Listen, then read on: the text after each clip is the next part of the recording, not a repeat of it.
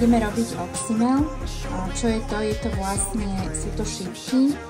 Čaute fanúšici, dávajte lajky a odbery. A keď nebudem vidieť 1000 odoberateľov, tak uvidíte. Ale ideme robiť oxymel. Je dobrý preto, že je to taká liečivá vec.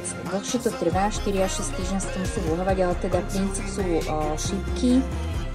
Zalejeme ich jablčným octom. Ja mám kupovaný, ale kto má, tak hodí sa tam domáci vyrobený. A potom tam vlastne do toho ešte dávame, okrem teda šípok, tam dávame aj jablčný ocet a domáci medík od medála. Ja na ten oxymel používam vlastne šipky, ktoré sú trošku vyplávané hore. To znamená, že sú mäkké, ešte ich treba popreberať, aby tam neboli vlastne niektoré zlé, ostatné dáme potom sušiť. Rozkrojím ich a vlastne pridám ich